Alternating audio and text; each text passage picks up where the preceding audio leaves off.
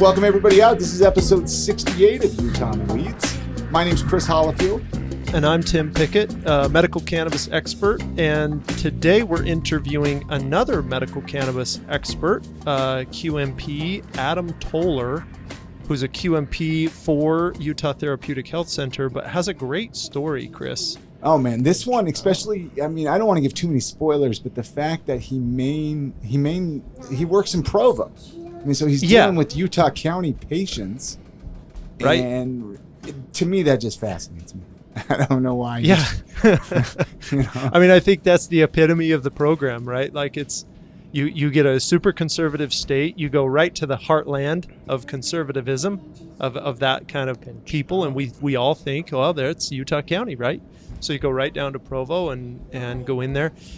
The great thing about Adam is he's a conservative guy. And, you know, when I met him, and you hear this through our interview, but you'll hear his background and his experience, his relationship to cannabis and how that's kind of changed over time. It's just really great for people to hear, especially if you're a QMP or you know another, you know, provider out there. You know, have them listen to this. This is real. This is like how people learn that cannabis is really medicine.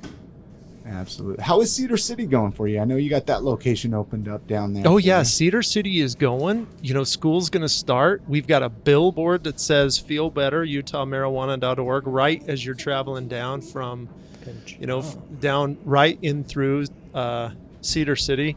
It's a fun town. I went down there to help them set up and do some events. The people down there are super receptive to it. Met some of the city council members. We're trying to be good neighbors to everybody. You know, we've never been in a college town, so that I think is going to be interesting. You know, when school gets back in session. But Cedar City's great. Have you been busy? A lot of people getting cards down there. You know, our first day was pretty busy. Second day wasn't quite so busy. We're open 2 days a week down there. Okay. And, you know, they're kind of, I think it's a little hard for us to find like QMPs down there who live down there because everybody knows each other. And so I don't know whether or not it's just, you know, medical providers don't want to be the one who are writing cards for people and doing those evaluations. So right now we're bringing one of our QMPs down for a couple of days a week. But if you know anybody out in the community, you know, St. George, Cedar City, and they're looking for experience in the cannabis space, reach out to us, especially QMPs, medical providers. We'll teach you how to do this and what medical cannabis looks like legitimately. And then we got to wish a happy birthday to Wholesome. They just turned 1 year old. Oh, yeah. They just turned one. And by the time this launches, they'll have their anniversary, event, Yeah, party, it was a fun event. It was a fun Yep. Exciting. Tons of people right across from Costco there in Bountiful. Yeah. Yeah. So anything else before we get into this conversation with Adam? Anything else you want to talk about? I don't think so. This is going to be a good interview. UtahMarijuana.org/podcast. Go listen to all the podcast episodes right there and share them on Facebook and Twitter, all those social medias. So anyway, let's get into that conversation with Adam Toller. This one's a good one, you guys. Enjoy. Good job.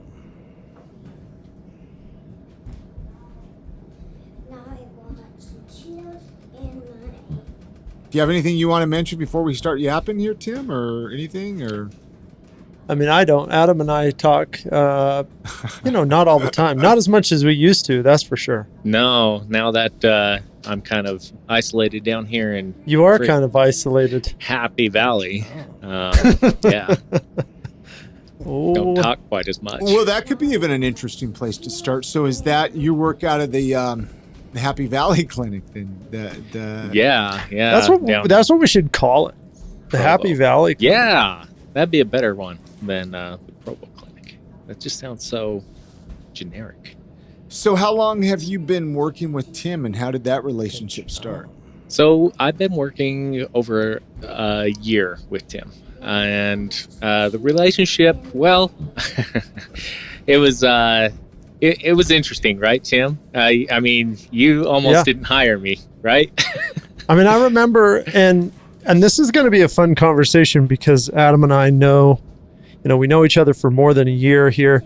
I mean, the first time you came into the Mill Creek office, you're wearing a shirt and tie. I mean, it's the first thing that and suit. You're wearing a suit. Yeah. So, yeah, man. I mean, here you dressed for come. Business. Yeah. So here you come with this shirt and tie, this suit on. And my initial thought was, oh, wow, I don't know. I mean, I don't know if you're going to fit in here. Like, this is not that type of medicine, man. Like, I don't know. But, so what's the thought process there? Tell us a little bit about your background in medicine. Oh, yeah, for sure. So I graduated from Toledo, Ohio back in 2014. Should go back. In fact, let's just go all the way to the beginning of my college years. So graduated Weber State up in Ogden in athletic training. And then I went over to Ohio, Toledo, Ohio, got my degree in physician assistant studies. And then after that, came back here to Utah, tried forever to get a job. Nobody likes new grads here in Utah when it comes to getting a job as a physician assistant. Everyone 2 years or more experience at least. Mm-hmm. So went down to Arizona and I worked down there basically for 5 years doing gastroenterology down there. So anything gut to butt, as I always said to my patients. Gut to butt. Yeah. I always said that it was my crappy job. And then I moved up here for another job in GI. Started working at that office. Things just did not work out. I wasn't jiving well with other people there. The hours that they promised me were way off, and they had me work a lot more. And I'm like, man, this is crazy. And so I quit. And I quit right before COVID hit, not knowing, unbeknownst to me, that this whole pandemic would come to be. But after the pandemic hit, it was really tough to find a job. And I searched and searched and searched, and finally something came up, right? I saw this cannabis clinic come up. I applied to the position, and it was actually another cannabis clinic that I applied to, and something seemed really fishy, really off with it. So I'm like, no way, I'm not going with this guy. And so I was looking on LinkedIn one day, and Tim's face popped up saying that he was the owner of Utah Therapeutic Health Center. And I thought that was very impressive, that here we have a PA who's running their own clinic, because it's super hard to run your own clinic as a PA. You got to have a supervising physician by law. So I was super impressed by Tim. And I just messaged him, said, hey, do you have any clinic openings? And then he said, yeah. And I ended up calling the office, eventually getting an interview with Tim. And yeah, showed up, shirt, tie, suit, just like any other office, I thought. Mm-hmm. I probably would have showed up that way too, though. Yeah. I mean, it does make sense. Right. And I remember at the time we met in, the whole clinic wasn't even set up, right? Not exactly, no. Things were still very much in the beta stages. My wife's a programmer, so all I hear is that kind of terminology.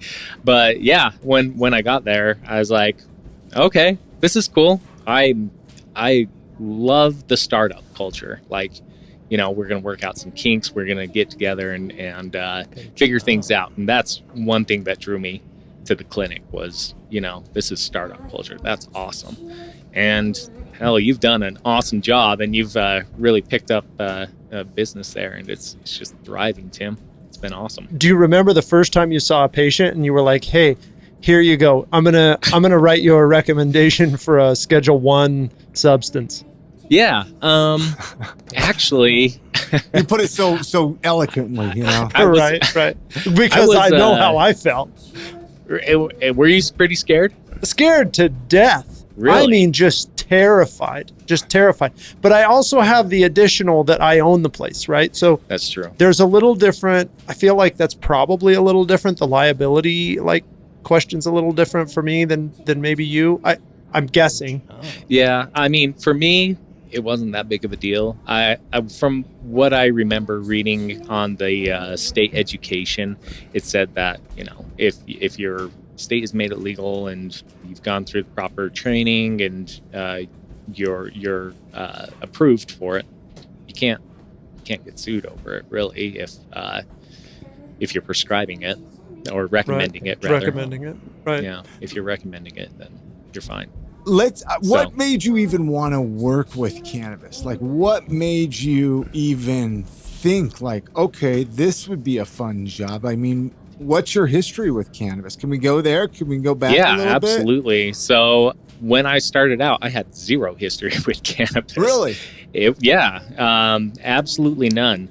I came from, good little Mormon family, and as such, never dabbled in it. I was pretty straight arrow, and whatever church says, I do. And cannabis was not on the radar until after I actually started working, and then all of a sudden got approved by the church saying it's okay for health purposes. But yeah, I had zero. But what made you want to get a job in the industry? So first off, I thought that cannabis was an interesting medicine. I heard about some things that it could do, like, it helps out with cancer or helps out with nausea. I ran into a lot of people that took it for their nausea when I was in Arizona, and they would always tell me, how well it did for them and how wonderful it was. That kind of piqued my interest. But honestly, I went in there saying, okay, this is probably going to be a temporary thing. I'm not 100% sure what's going to happen. There's this whole patient cap thing. I don't know if Tim's going to keep me around. I don't know what's going to happen. So I kind of kept it just being open-minded, and that I would, just kind of experiment with it, see how I liked it. Ended up loving it. I mean, it's one of the greatest jobs I've ever had. Why do you think it's the patients? Like, I know when we see patients there's just a difference in, like, compare seeing patients in the GI clinic to comparing seeing patients in a cannabis specialty. I think I was faced with a lot of anger, and I can honestly, out of the 5 years that I've worked, I can only count on one hand the people that have thanked me when I worked in GI. I'm not kidding. It was like hardly anybody. It was more about the people that I was working with that made it satisfying to me. I liked the people, some of my coworkers and everything. But honestly, GI, in my opinion, wasn't the greatest job. It was very thankless, and you worked hard, and it wasn't a lot of straightforward, quick diagnosis because it's in the gut, right? And so you can't readily see anything. So you got to do a lot of probing and a lot of tests in order to figure anything out. So a lot of brain power going into it. And, when you finally figure something out, you give them pills, they're out the door. And if they're doing good, they don't come back. But if they're having trouble, they're coming back and they're complaining to you, or I've had patients yell at me and everything. So the problem with traditional medicine is kind of, you're so limited on, like, there's just a lot of conditions that there's not really a great solution for. True. Very so you're true. And in GI, don't you feel like you were... Especially GI. Especially GI. Especially you're trying GI. Bentyl, you're trying like a medication, and then you try another medication. You can try so much crap, and almost none of it works. No pun intended. When it comes to GI. Right. Yes, right. So what's right. that like? So what's it different? I mean, describe it different now in cannabis. Seeing patients and evaluating and doing that. For me, what I see is a lot of people. I get at least a few thank yous a day, every day that I go in. You guys are awesome. I absolutely love you. I mean, it's crazy how thankful and grateful people are just to be able to get their hands on this stuff. In addition to that, I mean, cannabis just helps out with so many different ailments that you can see turn around in a bunch of different scenarios. And I do a lot of the follow-ups, and I love doing the follow-ups. That's probably my favorite, is hearing people's stories of how they're getting better and how it's helped them so much with, their arthritis or their headaches, or, even stop drinking alcohol. I've heard people just completely stop after just being complete alcoholics, and saying that cannabis has actually restored their marriage and made life better for them. And it's just an awesome medication to be able to hand out. And I think that it's super helpful, and I absolutely love the cannabis space. It's just so much more relaxed. Everyone's happy. Everyone's thankful. It's just such a reverse from what I came from in GI. Now, are you a cannabis patient now yourself then? Have you used cannabis then? Because you mentioned a little bit earlier in the conversation that you didn't use cannabis. Correct. At all. So when I came around to it, so I've had something called Morton's neuroma in my foot for years. I used to go rock climbing all the time and hiking, and years of being in some tighter shoes and shearing my foot, putting on those lateral forces, it created Morton's neuroma, which is basically an inflammation in between your toes that causes nerve pain that radiates up through your toes. Sometimes it feels like you can be walking on a pebble, and it's just very uncomfortable. I've had this for years, and after working in the cannabis space for, how long was it? Probably about 7 months. Yeah, it was a while. 7 months probably before I decided to pull the trigger on it. I've been taking like ibuprofen, Tylenol, and just never really did anything for it. Sometimes it really hurt during the night and would wake me up during my sleep. So I decided to finally just pull the trigger. I was like, you know what? It's there for me. I know that it works. I've heard so many people talk about it. And I contacted Sarah, one of the nurse practitioners at our office, and said, hey, can you help me out? So she helped me out. And I got to say, it is what a lot of people are preaching about. It's a wonderful medication, and it's really helped me out as far as my pain.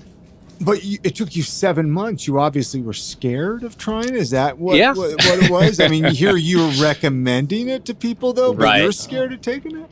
Yeah, I was. The old adage is, well, I don't take Percocet, and I write prescriptions. Exactly. For that, well, right? no, I don't apologize. take it. Right. I don't mean that. No, No, I know. Yeah, no. I find that so interesting. Yeah, I mean, when patients would ask me, well, have you taken it before? I'd tell them no. But, I've written plenty of prescriptions for GI medications. I know exactly what they do, and I don't take them. Yeah. And so that was my kind of insight to it was, I know enough about it. And so I don't need to take it just to have that experience. That was kind of my approach to it. But I'm so glad that I actually got on cannabis, not only because it helped my pain, but because I can understand a lot more where the patients are coming from, especially when you're trying to avoid those negative highs where you start to have the world cave in on you and you get a bad panic attack. Yeah. So you feel like, because I've always preached this, and it's hard to say out loud in the medical community a lot, but there's something about somebody who understands the use and what's happening in the brain from an experience standpoint.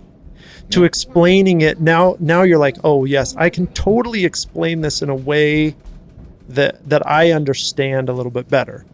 You feel like that's the case? Absolutely. I feel like not only can you explain it better, but you can empathize with people a lot more and understand where they're coming from. And I think that's one of the most basic human connections that you can have with somebody. It's just that empathy. And so I feel like I can connect better with patients now that I've actually gotten on cannabis. Did you mention did you vape it or edible, or what was the first? Let's talk about that first time. First time was a vape. I remember doing the vape and going, "Oh my gosh, what did I just do?" That was my first initial reaction. I remember going downstairs, sitting on the couch, and suddenly it just hit me like a ton of bricks. It just came in super strong, super fast. And I remember turning towards my wife, and my eyes were wide and my mouth was a bit open. And I'm like, is it supposed to feel tingly? And then all of a sudden I just started, my body got heavy and I started melting into the couch, and I was just laughing. Just started laughing uncontrollably. I don't know how much I took. I don't think I even took that much. But man, it definitely knocked me down pretty good when I very first took it. That's awesome. Yeah, I did. Luckily I avoided like any panic attack or anything like that. I didn't get to that point. But oh man, I just laughed and giggled the whole hour that I felt it. Yeah. And then it started slowing down, and got out of it. But when I came out of it, I was like, what just happened? Oh my gosh. It felt like a dream, and I'd never had that sensation before, being conscious and having everything feel like a dream, or the time warp, feeling like I'm just going to be in this present moment forever. I remember going to the bathroom and sitting there on the toilet thinking, am I ever going to get out of here? Am I ever going to get off the pod? Just going, oh my gosh. It was crazy. But, again, good experience to be able to empathize with patients, and I can see why they want to avoid that. It's important to share the stories so listeners, that haven't tried it yet, they're like, oh, what's that first experience going to be like? Is it going to be, but you're a perfect example, Adam, even when you don't know what to expect, you're still smiling and, you're just chilling and relaxed and happy. Yeah. It's not like it's painful or. No, it wasn't painful at all. Not at all. No. And you've also got somebody around you who cares about you, who kind of you're being honest and open about it with. Right. And I feel like that is probably some, if not most, of the paranoia and the anxiety, coming from, oh my gosh, I'm not supposed to be doing this. Yeah. Where at least you didn't have that, and that kind of allows you to flow through the experience a little better. Yeah, I definitely appreciated my wife being there for me. I remember apologizing a million times, to her, but she just kept saying, it's okay, reassuring me. But yeah, that kind of support, and coming from someone who loves me and who supports me in everything, that was a really big help. And I would say that if you're trying it for the first time, have someone there, someone that you trust, and who can talk you through and help you, just in case. Hopefully it never comes to that. But have you become kind of an expert on what works for you and what doesn't? Oh yeah, I know exactly what will work for me now. And I'm such a lightweight. I gotta admit, I'm such a lightweight, guys. Hey, that's nothing wrong with that, man. Just like the tiniest little puff off of a vaporizer, I'm done. That's it. Probably that's it, and I'm done for until it wears away, which is about a couple hours. I'm done for a couple hours. So I always tell people that if they're lightweights, that's good. You're economical. You don't need much. Yep. And you can last a really long time. I bought a gram vape cart of forbidden fruit back in April, and get out of here. About half of it's left, man. Whatever. Yeah. Oh, way to rub it in, man. Way to rub it in. That's funny, man. Chris. That's funny. Yeah, just tiniest little bit, man. And then I'm gone. But this is important for people to to know, right? You're not you're not in the average category of, making a purchase a month or 2 purchases a month, but you can try cannabis for a condition. And heck, even if you were getting a prescription ibuprofen every month, you're actually saving money now, because Right. it's lasted you, a 1 gram vape cart's lasted you, 6 months. Yeah, exactly. And That's so crazy. You I got to know, buy, it's super you light. end up having to buy more stuff just to try different feelings, right? Like, because maybe one would make you more awake and one would make you more sleepy. So you almost Yeah. have to have a couple. I've tried some different things, like some sativas, some indicas, and I've tried some gummies lately.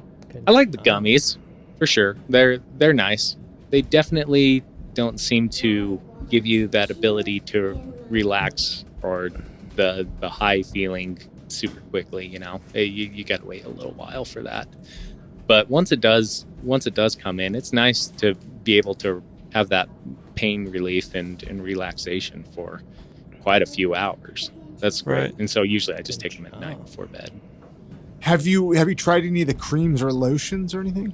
Yeah, I have tried the creams. Or the balms? The- I guess it's not yeah. lotions, but Yeah, the topicals. With that, it helped a little bit, not nearly as much as when I get it systemically. I always say that it's great for, like arthritis, things like that, where you can directly apply it. But for some reason in my foot, it's just not, it doesn't reach deep enough to get that nerve, as far as I can tell. How's your family about this? Like your wife, you grew up here, you went to Weber State, you're from here, like you said, grew up a Mormon boy.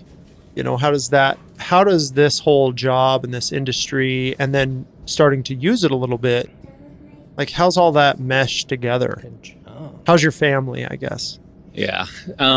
So my wife's fully supportive of it, and she basically has been since the beginning. When I started reading up on it and sharing the information that I found, she became a full supporter of it. As far as my immediate family, with my parents, they are very much so strictly Mormon, and with time and education and things that I've been telling them, they've come to be full supporters of it. Actually, they've written senators about patient they wrote caps. Senator Vickers. Yes. An amazing email she wrote to Senator Vickers. Yes, that was awesome. Yes, if she listens to this, like a shout out to your mom, because that was epic, right? Like that's what it's going to take is like real people emailing the state senators, their state congressmen, and saying, hey, look, we need a couple of things tweaked, right? Like, Absolutely. like for you, you've become really good at this. You could see a lot of patients and you could take care of a lot of people. And there are people who come and say, yeah, I want to see Adam. They should be able to see who they want to see. Yeah, exactly. Their friends or family have a good experience. They had a great connection with me. They trust me. They have a good relationship. They want to be able to have that too, and that totally makes sense. They Sure. want my knowledge. They want my expertise. They want my help. Absolutely, a patient should be able to. I don't know any other businesses that have a product cap or any other kind of cap where you can only make so many a year according to law. Chris, you can only do 275 podcasts ever. Lifetime.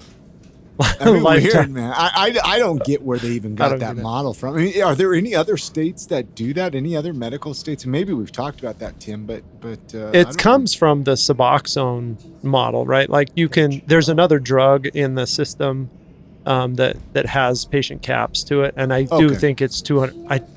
I think it's 100, something like that, or I don't know the number, but it's apparently there is somewhat of a precedent for it with another drug. And what is the reason for that other drug? What do they feel? And that drug is super, super scary, way scarier than cannabis. But it's still a cap, though. Even if I don't understand still what is the cap going to prevent, just so the doctor's not out prescribing that drug to everybody, I guess. Right? Yeah, I guess that Adam could, put out a shingle and be like, okay, great, $600 for a card. I'm going to write them all day long. Everybody who pays. Did you hear there was somebody, there was somebody who was meeting people in the parking lot, taking like $500 cash, Yes, and then disappearing. Yes, write their recommendation and then they disappear. I met a patient that had that. For cannabis? Yeah, in Utah, there's a QMP who's like meeting people in parking lots at like Office Max or something. Wait, what? And charging them $500, and then they do the certification, but now they can't get a hold of the person. Why would they? I don't know. I think this is $500 pretty rare. I think this was in the very, very beginning. Okay, I was gonna say, come to you for a lot cheaper. Oh yeah. Yeah. And you can find us. And we give you good advice, like don't buy from a QMP in a parking lot.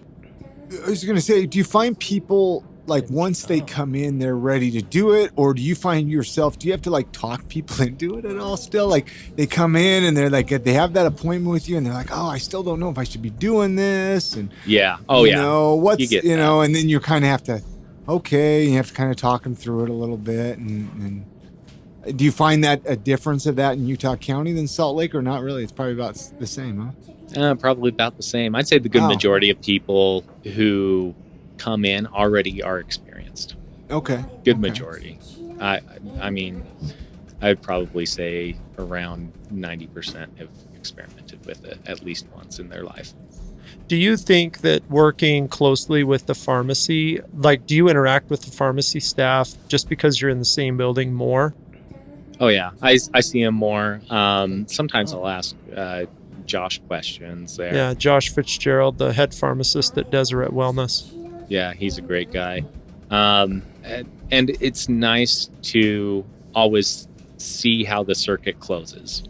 We're the opening of it, and it's nice to see the end part of it. And I mean, they've been wonderful to work with, and they've always helped me out with all my questions down there. They're great people. Yeah, that's that office is right in the same building as Deseret Wellness in Provo. It's 222 Draper Lane, and it's right off the Center Street exit right there. So our office, where Adam works mostly, is right there in that same building, and Deseret Wellness is in the other entrance. I do think working there, like the communication between the QMP and the pharmacist is beneficial for the patient, because there's a lot of times the pharmacist will come around and come in and people can change their purchasing ability, or they can have questions answered right there from the QMP side. You can talk to the pharmacist. I love that. Yeah. I think it's a great relationship to have with them. It's really beneficial, like you said, just for the patient, and so that they have more clarity and they know both sides of it, where what the providers say and what the pharmacist says, and so it's good to close that loop. What are your thoughts on adult recreational marijuana use? Adult recreational, I'm not really for it quite that much. I do think it should be medical. I think that it is a medicine, and you can see the benefits of it. It helps out with your pain. It helps out with your nausea. It helps out with so many different ailments and symptoms. It sounds like a medicine to me more than something that is just for fun. You're not all the way there yet. Do you think that you're going to change based on where you've been over the past year? Like, do you think that attitude is, because obviously the attitude from today is different than it was a year ago. Yeah. Right? True. Do you foresee that it continue to modify, or do you just basically kind of keep an open mind? For me, I don't know if I foresee it in the future. I would say that I'm open, and I realize that I can change, just depending on the facts and evidence that are brought before me. I think that I'm pretty much solidified in that point of view for right now. But if there's something that comes along that tells me different, then I don't have any problem rejecting that and adopting the new idea. It's always hard to know what you're going to think in the future. I know. Right. Yeah. Okay, that's good. We're always evolving, and I'm sure. I mean, who at the beginning of the conversation, you were even saying how you didn't even use it. I mean, for 7 months, you had. Right. I'm sure when you started there, you weren't like, oh well, eventually one day I'll be vaping this stuff. Nope. Right. Didn't. And I plan think on it. we still have, we still have QMPs in the in this organization that definitely aren't card holders or aren't consuming cannabis. Hopefully, you would never know, right? Yeah. Like, hopefully, the education they would give and the advice they would give is so good that you would never know that they aren't just smoking bowls all day, right? At expert level consumer. Big bong rip. Right. I just, which I think is possible. I think it's a little harder, like you've kind of mentioned, Adam. It's a little harder to get, to get that understanding without being a consumer, but it's pretty cool to listen to somebody come all the way from traditional, kind of all the way to where now, like, we're looking to change the rules so that you can do this full time. Yeah, and I mean, honestly, this would be my dream job if that were possible. I absolutely love the patients. I love the atmosphere, and I love the people that I work with. So really, it almost doesn't seem like I'm working because I got everything rolled up into one job, and it's awesome. Man, he makes that job sound so Sweet. good, Tim. Cut right there, Chris. Cut right there. I was gonna say, man, let's put that into a commercial. Right? That's Wow. awesome, Adam. I appreciate you so much. I appreciate you being willing to come record with us. This has been really fun. Yeah, it's been way fun. One more question, though, before I forget, is there like a qualifying condition that you wish they would make a qualifying condition? All of them? Yeah, all of them. Let's say. Oh, wait. Let the medical provider decide whether it's a good medicine for their own patient, right? Oh, wait, that's novel. That might be a great idea. And honestly, what I see a lot of is, from what patients tell me, doing follow-up, sleep. Sleep is a huge one. A lot of people are getting better sleep on cannabis. Right, I am. Yeah. It helps out with people's anxiety, and it seems to help out a bit with ADHD. And a big one for me that I see is actually alcohol reduction. So many people have such significant alcohol reduction after they get on this stuff. It's absolutely amazing to hear their stories. I mean, like I was saying earlier, they can go from straight up alcoholics to where they don't drink anything at all, or there's always some in between. But for the most part, the majority of people, they'll tell me, yeah, I have stopped drinking so much. And I always say, well, isn't it amazing? Because the thing is, the real question here is, why do people drink? Okay, why do people drink heavily, I should say? And usual answers are, they got depression, they got anxiety, they want an escape, they have a sleep problem, so they think it'll help them out get to sleep. There's a whole host of reasons for it. All of a sudden they get on cannabis starts fulfilling those reasons, and then drinking goes way down. And I feel like it is such a help for people who are struggling with that. And like I said, I've heard people literally say to me that it saved their marriage and their life getting on cannabis. That's awesome. It is awesome. Yeah, no, I agree with everything you said. Yeah, the sleep, the anxiety, I'm starting to come around to that too, because we're watching this data flow in, and the research is out there, and then we're solidifying that like research with the data that we're getting, where people are reporting, I'm qualified for pain, but my anxiety is way less. So not only am I using less pain medicine, but less benzos, less other things, and I feel just a lot better. And you realize that maybe people are taking their pain medicine both for pain but also for anxiety to kind of dull that, I guess you'd call it like traumatic pain, right? Or that mental anguish things too. Yeah. It helps so much with mental anguish. Well, we've got a little ways to go, I guess, on the law. But how nice would that be if it opened up? I mean, how many even more patients there would be out there? I mean, explode. Yeah, there's been some states that have adjusted their qualifying condition lists and watched their programs really expand because they've added anxiety, because of COVID or something like that, right? Their board said, wow, we're seeing a lot more people really worried about stuff, and maybe cannabis is helping, so they expanded. And the program really took off with those, just because people are they're able to become legal for use that they're probably already doing. Exactly. Yeah. And then contribute to the Utah economy instead of the Nevada economy. Amen there. We could Right. definitely use the money. We could use the kept money. here. Yeah. Keep, Let's keep keep that the money money here. Mm-hmm. I agree. Well, cool. I appreciate you coming and doing the show or recording the show with us, Adam. It's good meeting you. I don't know. Any other questions you want to ask him, Tim, or anything else you want to chat about, Adam, while we got you here? I got a story for you guys, right? So one of my neighbors, they encouraged me to apply for a job recently. So I applied. I wasn't really, I don't know. I wasn't really set in it. My heart wasn't set in it. But I applied to this job as a physician assistant, and everything was going great, nailing the interviews, doing everything just right. They really liked me. And then I told them, because I got an email saying, you will be drug tested, yada, yada, yada. I told them, hey, well, I got a medical cannabis card. And all of a sudden, things turned south super fast.